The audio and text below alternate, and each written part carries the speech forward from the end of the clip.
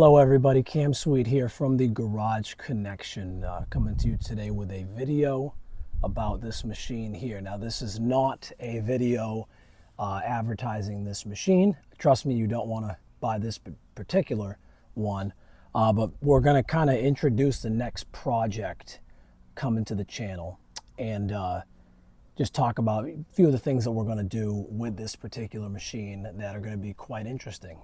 So a little bit of background here. When I was up in Georgia, I noticed a machine sitting off to the side that looked like it was extremely dirty. The glass was broken on the cab, and there was something very, very off with the machine.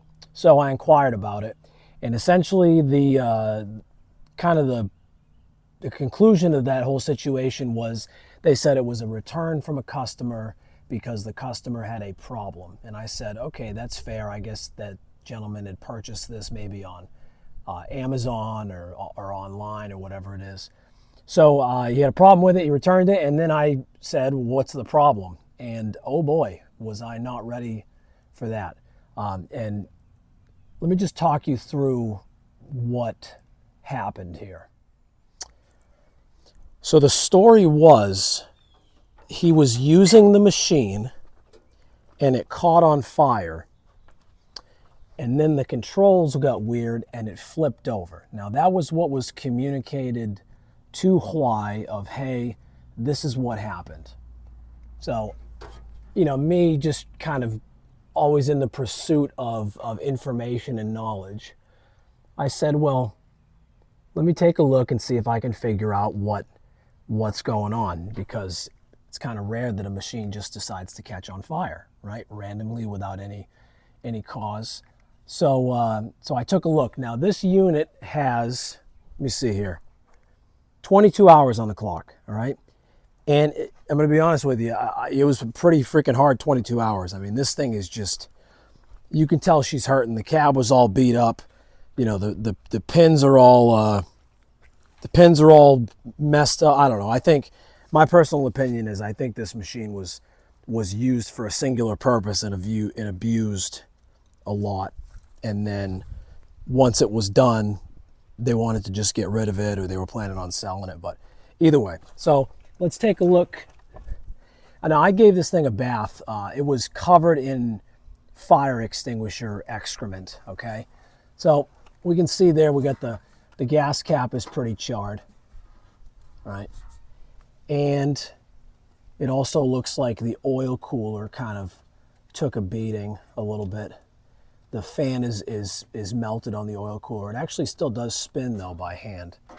And you know, we've got some wire nuts hanging off places and whatnot. So I mean, it definitely took a beating. The exhaust certainly got hot. The body panels themselves actually lasted pretty good. But the thing that I was curious about was the pilot control lines, okay? So this machine is a pilot control machine, and very well optioned 12F. And we can see the chafing guard here got a little bit crispy, but thankfully the fire didn't really affect the pilot lines. All right, we can see this is, what is that, the choke cable? Yeah, the choke cable kind of got a little hot, or throttle cable rather. That got a little hot. You know, the carb's a little dirty. I mean, I don't know. So me being a sucker for a good story, I wanted to kind of get to the bottom of this. So again, the gentleman who bought this machine said, or at least this is how it was communicated to me. He said he was using it, minding his own business. It caught on fire. Then the machine got all weird, and then it flipped over. So I wanted to test that theory, right? So I took a look at the pilot control lines. I took a look at all the hydraulic hoses, and I couldn't find anything wrong with the pilot control system. So whether, you know, what came first, the chicken or the egg, my opinion is that it tipped over on its side, the gasoline leaked out maybe onto the exhaust, and it caught on fire. However the cookie crumbled, either way, the machine was on fire on its side, and that was that. So he contacted Huayee. Huayee did the correct thing, the correct big company thing. They didn't just, you know, Ford Pinto it. And they said, okay, we're going to send you a new machine. And then this machine made its way to Georgia. So how do we tie into that? Well, this kind of put me in a weird spot. And to be honest with you, it kind of put the guys at Energy Power in a weird spot too, because, you know, it was brought up of well, can we clean it up, put an engine in it, and try to salvage some part of the machine. And while that could be done, right, anything can be done. There's people that rebuild machines that have caught on fire all the time. From a liability standpoint, we didn't think that that was the right idea, and Huayee agreed that it's not worth selling this to somebody and then all of a sudden there's an issue. That's not the right thing to do. So then what do? Well, we could have ripped it apart and part of the thing out or used it as spares, but they're used parts, so then, you know, you're going to warranty with a used thing. So what I said was, you know, look, why don't just ask Huayee if I can have the machine and do something cool with it, because that's what we like doing. So they reached out to Huayee, and Huayee said yes.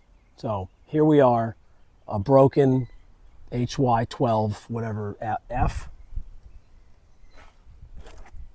I don't even know what it is. I think it's an F. Broken HY12F. So we're going to try to fix this machine, but we're going to do it in an unconventional way. It's very evident to me, as a person who likes to think critically, that the issue here is not the tipping over, and the issue here is not the whether you say the machine was abused or not. Those aren't really the issues. The issue here is the gasoline. Okay, gasoline is flammable. Go figure. And it strikes me that you know, if you tipped this over and it wasn't the gasoline, would it have caught on fire? Probably not. Would the engine have locked up? Yeah, probably, because you lost all the oil. But the problem is the gasoline. So we're going to fix that problem by doing what everybody should do and diesel swapping it. Now, what are we not going to do? We're not going to put a 4BT in it. We're not going to put a 5.9 Cummins in it, because that's what everybody would do. We're not going to do any of that. But there was an engine that I have worked with in the past I've always enjoyed that engine, and I've had a lot of good luck with the engine. So we are going to air-cooled diesel swap this machine. Now, many years ago, when I first got into the Coast Guard, we had these things called P100s. They're firefighting pumps, and they were made by, I think, Darley, and they were pretty good units. But they were diesel, all right? They had a Yanmar pole start single-cylinder diesel. I think it was like an L100 series. And that engine, I always liked that engine. It rod knocked the whole time. It was kind of a pain in the ass to start, but it was a good engine. It ran very, very well, and it did what we needed to do. So I've kept my eyes out for those engines popping up. And I finally had the opportunity at an auction to actually buy 3 Pramic generators. These are, I think, a 5.5 kW generator. But the cool part is they have the Yanmar L100 engine in it. And it's electric start. And that's awesome, because that'll work in a mini excavator. What a lot of people don't know, if you search on Amazon or you search on the internet for a Chinese diesel clone or Yanmar clone, this is the engine that everybody makes kind of the imitation of. So, you know, Yanmar L100, it's got a little single injection pump over there. It's got a single injector up top. Nothing crazy.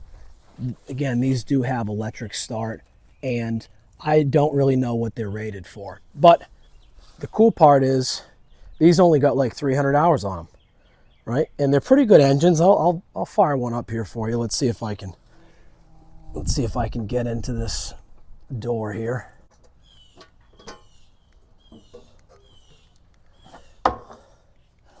You know, with these, you got the stop and the run, right? So we'll click it to run, and then it's got the little electric start thing.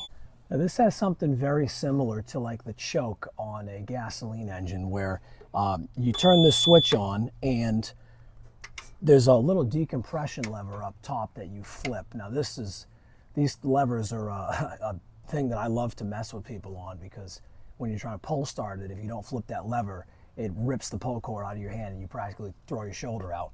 But with this one, you turn it over and you get some momentum going, and then you let the red lever go and it kicks the engine over and starts. So I'm going to fire this one up now. It's probably going to ruin the audio, but just to prove to you that the thing runs.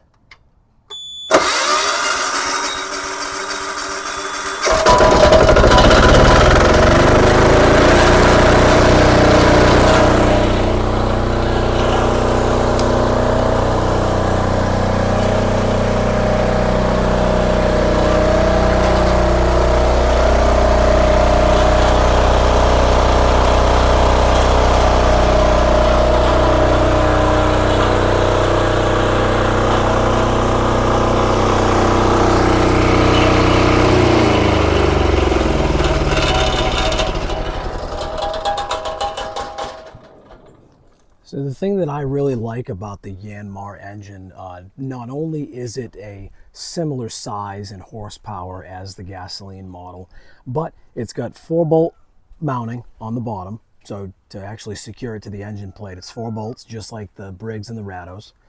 And it has the exact same bolt surface for the pump adapter as the Briggs and the Rados. And it also has a 1-inch keyed crankshaft, just like the Briggs and the Rados. So this engine has a potential of being a, I don't want to say plug and play, because there's going to be some wiring and things like that, but it has the potential to be an extremely easy installation without drama, which I'm always a fan of. So over the next few videos, we're going to be taking this machine and diesel swapping it, and then seeing if that's something that is worthwhile doing to, you know, if you have a high hour machine or something like that. And we're just going to see what happens, because I'm not sure if it's going to work, because I'm doing it real time, just like you're seeing. So stay tuned.